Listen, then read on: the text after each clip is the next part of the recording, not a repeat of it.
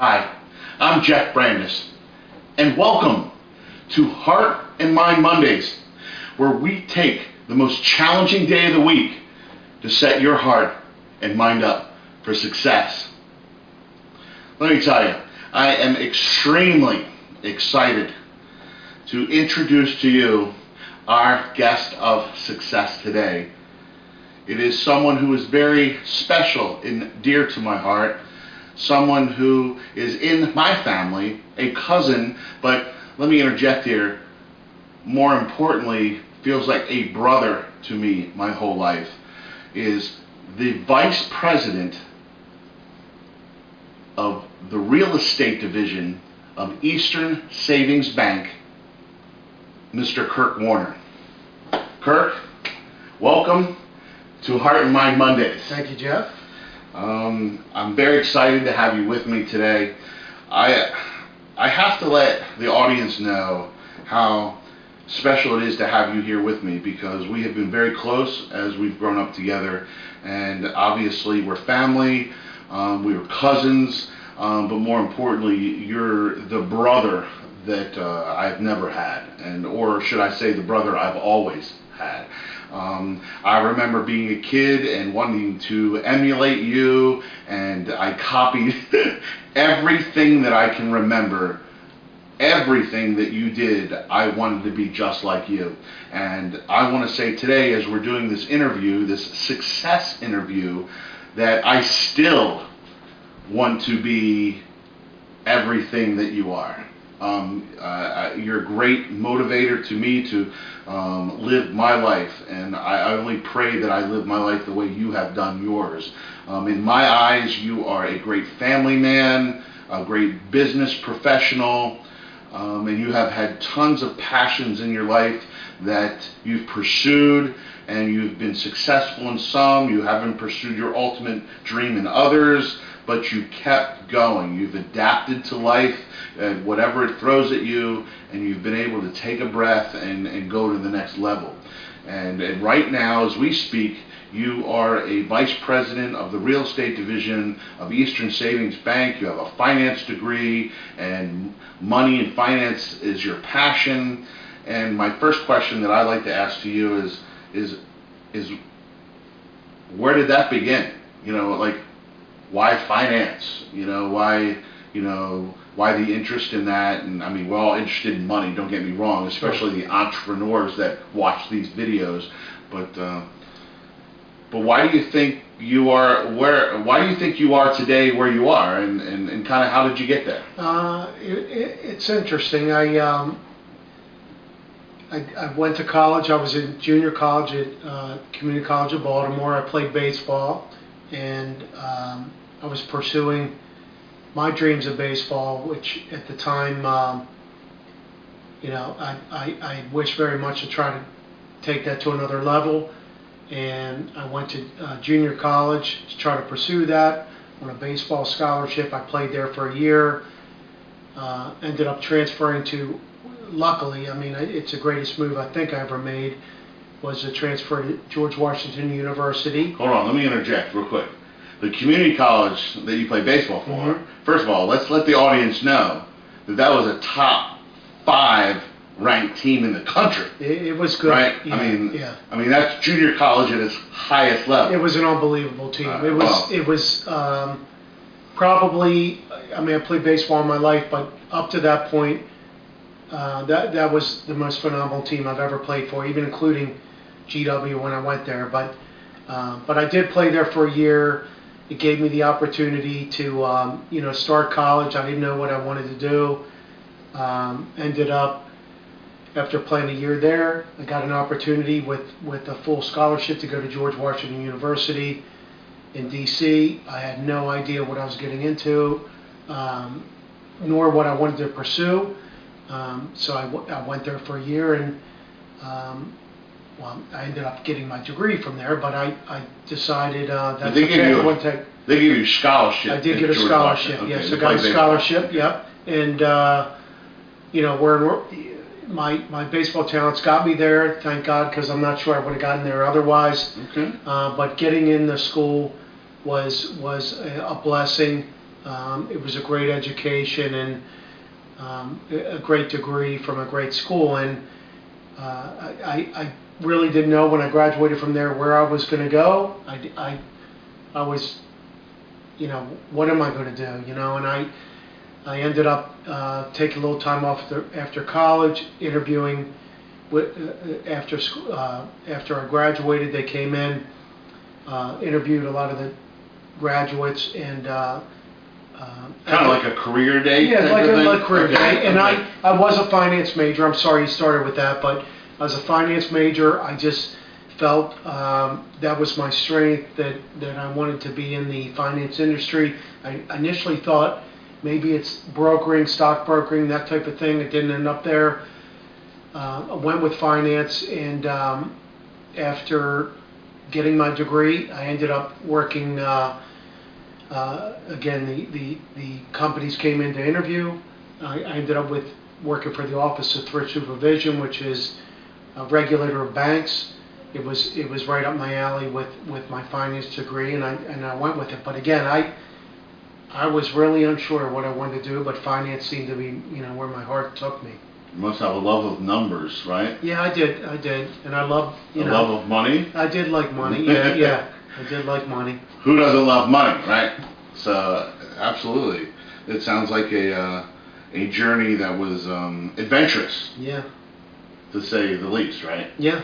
It was. So go ahead, follow with your story. So you picked up there. Yeah, I got hired by this company. Again, I was still went to junior college, went to GWU, which is a phenomenal institution. I was very, very fortunate. I really didn't think I could even get into school, but was luckily enough to get a scholarship there and play baseball. I thank my dad. To this day, he was my inspiration and really got me where I needed to go, because my heart was still, I played 1 year in junior college. I thought, I want to get drafted. I want to play baseball. You still had aspirations of playing big league baseball. I was still, I did. And, I think my dad really directed me in the right place, because I played, the year I played at junior college, I think our team, which was nationally ranked as a junior college team, we must have had 8-9 guys drafted off of that team, and I had the chance to be drafted. I didn't pursue it. I decided to go with transferring to a 4-year school, and again, I thank my dad, because that's a turning point in your life. It was. That's a big decision. Very much, because I was confused. I didn't know. I thought baseball was my love, and as much as I wanted to pursue it, it's such a hard road to go. And I was, I really didn't know. I looked at my parents, and I got steered that way. Luckily, again, to get offered a scholarship to a 4-year school like GW, I was lucky. At first, I wasn't sure, like I'm giving up. I was afraid I was giving up baseball, even though I could certainly go. You thought maybe you might regret it. A little bit. I thought I could pursue my baseball dreams even through GW, but I mean, there's people who get drafted out of college. Sure. At least now more than ever. Sure. Not in the old days, but now more than ever, people can feel comfortable, baseball players going to college, knowing that they can relax and they can still get looked at, and that they do get drafted out of college. And they do. In my my sophomore year, just as an aside, I was a right-handed pitcher. On their team for 3 years.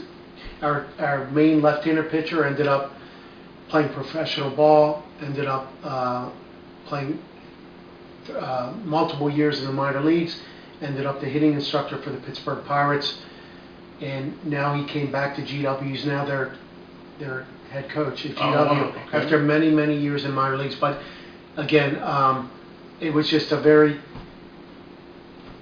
confusing time for me to know what to do, and I think I went the right direction. Okay. Well, it's always great when you can live life with no regrets. You have to realize that making the decision to go to a 4-year university and get the education that you're going to get, and also to play college baseball at that level, you weren't really going to go wrong. You know what I mean? You almost was. You were. You had the best of both worlds, because you could still have been drafted from playing college baseball, and you were still getting your education. So it's kind of a neat thing when you look back on it, that it's good that you did choose that, because anything could have happened from that. Right. As opposed to just staying at the community college level another year, and then, then not knowing which way to go, or accepting the scholarship. That leads me to think about different reasons for success in life, because success means a lot to me, and I love these interviews because people give me different reasons or different definitions of success. And I know one is adaptation, or the ability to be ready for plan B. And that's why I admire your tenacity in pursuing your college career, because basically, to you, correct me if I'm wrong, but that was plan B. I mean, your dream was to play professional baseball. It was, yeah. And then to have that kind of that door shut in front of you, and then for you to say, well, geez, now I got to go to school, and I can still play baseball, but I'm not sure if I'm going to get drafted, but now what happens, so you decide finance or whatever, and then you go in that direction. So this leads me to my next question. As you've experienced the success that you have, and I know you've experienced success in this profession of finance. No one climbs up to the vice president level of many companies. So let's stop and take a breath, and let's, thank your blessings for that. But I know you've worked very hard for that. Has anyone ever told you along this path that, whether it be in baseball, or obviously in baseball maybe they've told you this, but even in your finance career, that you're not good enough, that you don't measure up, like you don't really have what it takes? Has anybody ever told you that? Or have you ever thought that yourself? Have you ever doubted whether you are good enough to be a vice president of a company, or with your baseball career, whatever way you want to go with this? I did. Well, I'll start with the baseball analogy. I mean, I had my doubts, even trying to get drafted coming out of high school and junior college, when many of my friends were being drafted. I played third base. I wasn't a big guy, I was 5'11", 180, maybe, I said I was 6 foot, 185 or something, as you do when you're trying to get drafted. Exaggerate a little bit, yeah. I was probably, I was 5'11", in junior college, probably 170, 175. I couldn't keep weight on. But again, I was trying to get drafted. I thought, I had no idea. Other than that, that's like my dream. So that was the first obstacle. I ended up having, just incredible success at the junior college level. Great support, from my family, and doing very well. And I said, you know what? When I went to GW, and my dad again advised me it was a good move to make. I was recruited by their coach. I really wanted to play baseball, and their team, when I was transferring, they were coming off a year, like 7-win season. They were 7-32. They weren't good, and I thought, what am I doing? I'm not sure if I'm pursuing baseball. This is the wrong place to go. But yet, I knew the accolades that GW got in for the academics, and what it could do for my future, and the long shot that baseball was. So I'm juggling, my dream with reality. And how did you handle that? I just kind of went along with it. I kind of just let nature take its course, and God guide me, where I need to go. I like that. Yeah, it was just it was a very natural progression. As much as there was a lot of angst and things like that, but I got to be honest, I didn't feel it. I just felt like this is where I'm supposed to go, and it'll just kind of play out the way it's supposed to. The way it's supposed to. Yeah, and I did, and again, with the guidance I got, and thank God I went in the right direction, and you know, it took me in the right place. So as much as I, you know, I didn't get drafted, I didn't get the ultimate dream that I wanted. It was the right move to make. Now, what about your finance career? What about working your way up to with this company that I know you've been with for some time, and you've worked up to being one of the vice presidents? Has there ever been a time during that you doubted your ability, or you didn't believe in yourself, or was there any obstacles that you had to face that? Or maybe someone else told you, wait a minute, you don't belong doing X, Y, and Z. Do you have anything that you can share with the audience, anything that you had to overcome to be where you are today? Sure. Well, I came out of college. I worked for the Office of Thrift Supervision, which was a government regulator of banks. I did that for a couple of years. Ended up hired by Eastern Savings Bank, my employer to this day. I've been there since 1990, so 23 years. That's a long time. It's been a long ride, and we've had ups and downs. It's we had a tremendous amount of success through the 90s and into 2000, and like a lot of people in a lot of industries. Late in the 2000s, 2005, 2006, 2007, it started to get tough, economically, and I had some real challenges presented to me. I was in charge of a lending division, and lending was getting very tough. We made a lot of money for several years, and the real estate.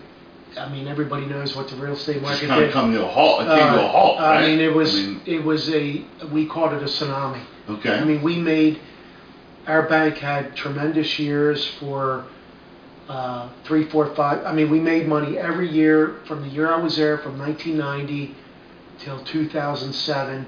We had made money every year. We made more money than the year before, every single year. It just kept climbing. It kept climbing. And then, literally, a tsunami hit. And because our business model was real estate lending, nothing but that, and when you're totally dependent on the real estate market, and it does, the record speaks for itself what it did. We got hit really hard, and it presented incredible challenges and stresses to this day. I mean, I've been struggling with that business for 6 years since that happened. Now, do you feel as if you as the vice president and running this division, are you coming out of that hole now?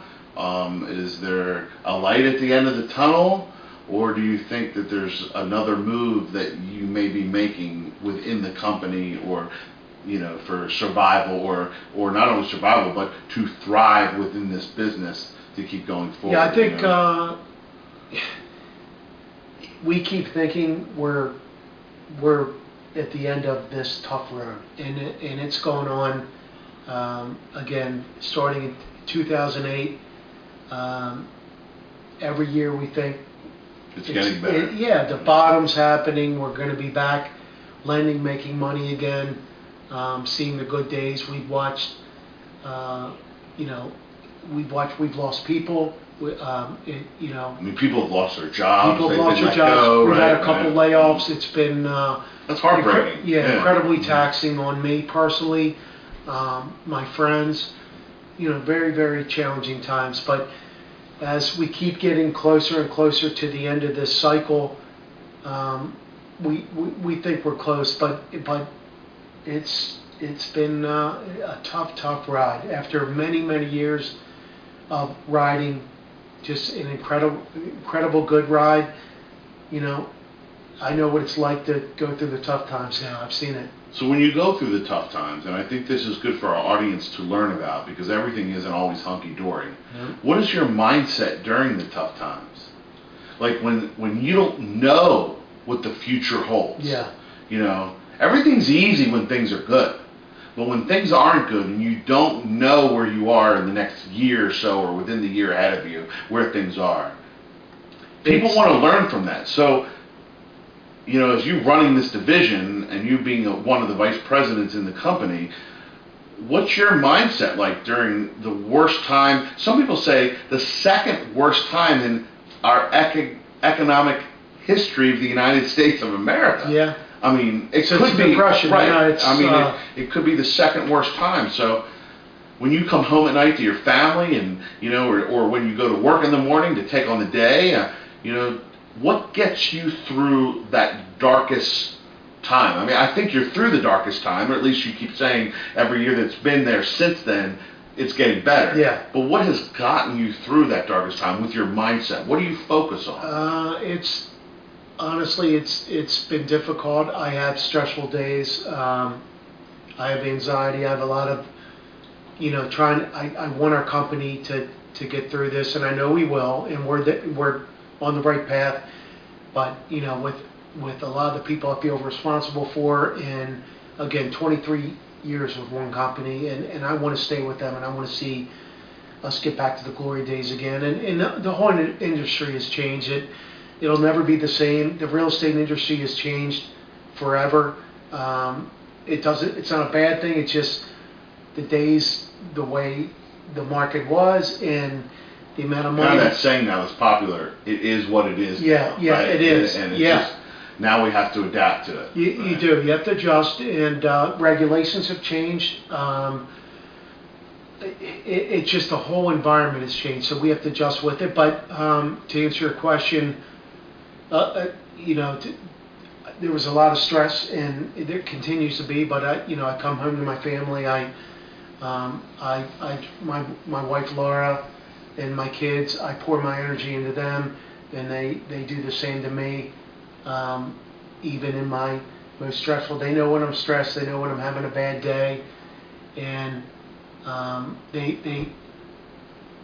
it's just the love I get from my family totally gets me through the tough days. I mean, and that's what I've done the last few years. I poured my energy into them. You know, there's been tough times at work, and I pull away from that where we're not as busy, we're not able to do the types of things we do. I pour my energy in my family. They bring me back. You know, to get your mood back up again. Absolutely, right? and they don't solve all my problems, and but without them, I mean, I'd be struggling, and not financially, but just the stresses of an economic downturn. More importantly, mentally and emotionally, you're struggling. Yeah, right. Yeah. I mean, it's it's an economic downturn, and we've done well. I've done well personally, but to watch what's happened to people, what's happened to this economy, in the real estate industry, and banking, and many of my friends, it's been difficult. So my family's where I draw, the positive energy I need. I come home, I can't wait to get home from a difficult day, or it's your relief. Unbelievable, and it's so great. Yeah. No, I preach a lot about that. Actually, one of the blogs I recently just put out is about a happy life, a joyful life, a successful life, and one of the big things is spending time with loved ones. And really shifting your mindset to, if you are facing challenging times, make sure you take a step back in life and do the things that you love to do, and definitely spend time with your family, and that can shift your mindset. So when you go to work on Mondays and take on work from Monday through Friday, that you're in a better mindset because you're fresh and you feel good. The stress was relieved a little bit over the weekend, or whatever the case may be, and you're ready to take on what you have to take on. And if you do that on a continuous basis and on a scheduled basis, that you're able to handle the stress. And I agree. On a lighter note, now that we've gone through the downtimes, I love to ask this question: what does success mean to you? When you hear the word success, what do you resonate with? What comes to your mind? What do you visualize? Because it's different for everybody, you know. And you, as a vice president of your division in your company, you know, I consider it a big league position and very successful within the company. Again, I feel as if you're a successful family man and a successful athlete over the years, and just an all-around, a good outlook on life. And that's why I admire you so much. I want to know. I'm very excited to hear what you have to say. What does success mean to you? Well, that's a tough one, but whatever your heart tells you. I find, just like that. You know, I got to a point in my life, you know, when I got into my 40s, and I was making a lot of money, and everything was good, hunky dory, and I got to a point, you know, we bought a beach house. It was my dream, you know, my secondary dream. My wife, Laura, calls it my midlife crisis. I didn't buy sports cars. You bought a beach house. I bought a beach house. But everybody benefits from that. Yeah. Just not like if you bought a car, you would be only benefiting pretty much, right? And I did it for, you know, in large part for my family. It was a dream of mine. As a measure of success, I didn't do it, you know, as a status symbol. I did it because, to me, I need a place to go and escape and relieve myself, and that's it. When I cross the bridges, you know, to get to the beach, and we're in South Bethany, it's a different world. It gets me away. That's your escape. It's my escape. My family loves it. I did it for I want my kids, you know, college-age kids. Now they go down. Of course, you know, my wife Laura, she goes down frequently, and that was like the not my peak. You know, I'm sure I got other things. You're not done yet. No, I'm not done yet. But I found something. You know, that was a milestone. It was, okay. And it was just. It was one of those things I dreamed for, and stayed with. Looked around down there for many years, tire kicking, looking for properties, and we found an opportunity, and poured a lot of money into it, and a lot of our energy, and I'm thankful. I mean, that's not a measure of success. I'm just saying that's what brings me. So I'm going to interrupt you again. Yeah.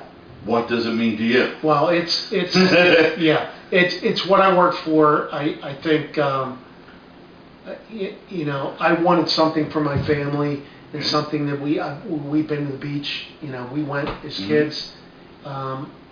It just somewhere you go to get away. Yeah, unbelievable. I like that, a happy place. Yeah, it brings me so much joy and relief, and so success to you is that joy. Yeah, you know, it is. And that relief. It's working. You it's can be working, with family and that kind of thing. It's working to something and achieving a goal. You know, like you started talking about baseball. I never achieved that. You know, I wasn't. I mean, I was devastated a little bit, but you know, I got over it. I said, there's other things to do in life, and you know, my career in finance and banking has taken care of me. You know, I put in a lot of long days and long years, but it took care of me, and now I had a different goal. I said, I want to get something, you know, that my family can enjoy, and everyone can benefit. That was my, as Laura says, my midlife crisis. So let me piggyback on the fact that you've gone this far in your career. What do you think the future is? What is your future, the future vision of Kirk Warner, VP of Eastern Savings Bank in the real estate division? It could be your future vision there. It could be your future vision. Do you have any personal visions, things that you still want to accomplish, dreams or things, anything that you would like to share with the audience? Well, for the bank, you know, there's opportunities right now. You know, I'm announcing this, but you know, it might be premature, but I'm going to be promoted to senior vice president. Outstanding. And a chief lending officer taking over lending, Okay. which I was in for many, many years, and I moved into the real estate business when the cycle shifted. We did lending for years, and when that closed down, we moved in, the cycle real estate. You end up working foreclosed real estate and selling that. That's what I did, and it kind of went full circle where I'm getting an opportunity to take over both. Our real estate owned division. So it's a promotion. It is a promotion. So hold on, let me stop here. Ladies and gentlemen, during this interview, the success interview, we're actually up leveling. We're going to the next level. Senior Vice President. Kirk Warner. Thank you. I'm trying to downplay it because it's no, let me tell you. It's been semi-announced, but if you know what's going to happen, yeah. It's a beautiful thing. What I say is relish in it, accept it, enjoy it, take a bath in it, because that way you'll attract more of that into your life. Don't be shy about it. Say, look, this is what it is. I've worked hard, I'm here at this position, and I'm going to accept the challenge of going to another level. That's another part of success. You got it. Yep. Someone is watching this video, and they're thinking, you know what, I have a love for finance. I'm watching this guy here. He's worked his way up through with schooling and working, many years in this one company and vice president, and now we just announced senior vice president, that kind of thing.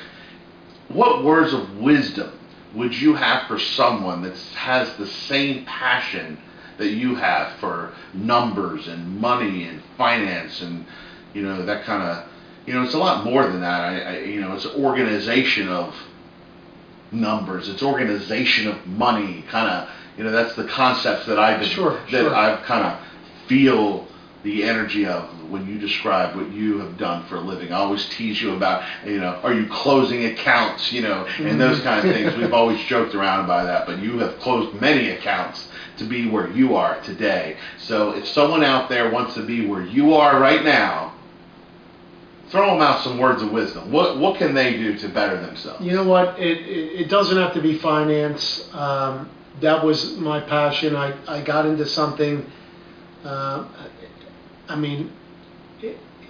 didn't know why. I just, it was something of interest to me. Again, I thought maybe I'd be a stockbroker.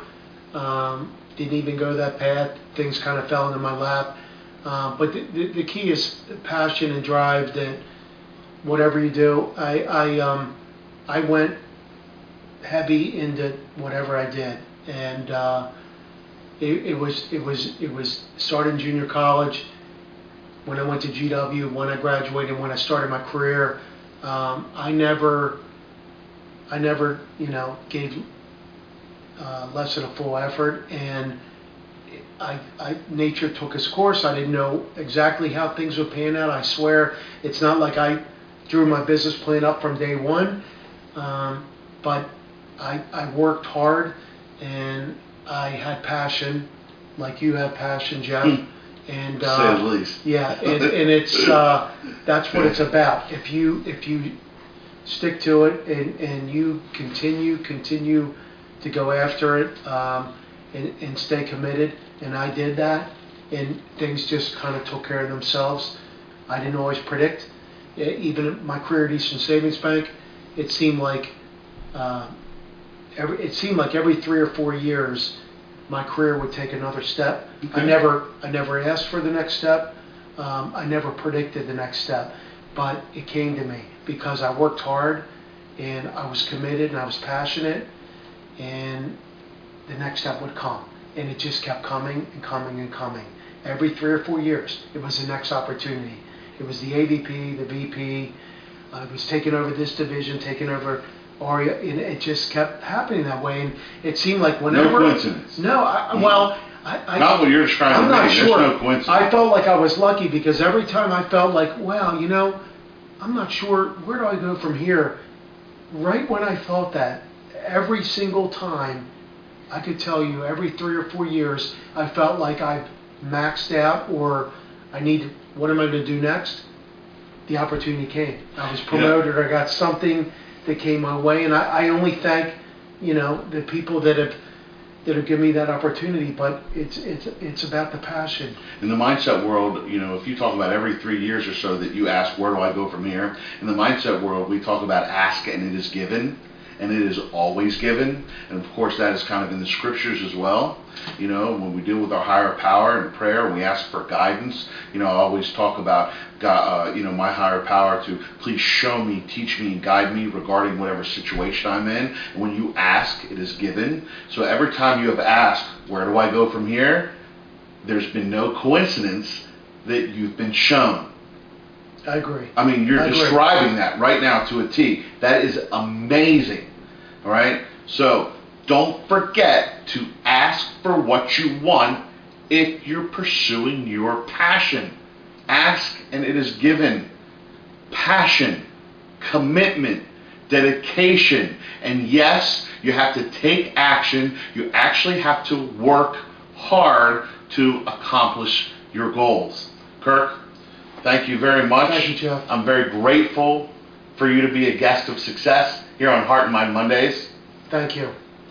Ladies and gentlemen, soon to be Senior Vice President of the Real Estate Division at Eastern Savings Bank, Mr. Kirk Warner. Kirk, thank you again. Thanks, Jeff. I love that we had this time together. Thank you. I'm grateful and I'm honored. Keep up the good work. Thank you so much. To the heart and mind of your success, I can't wait to see you next Monday.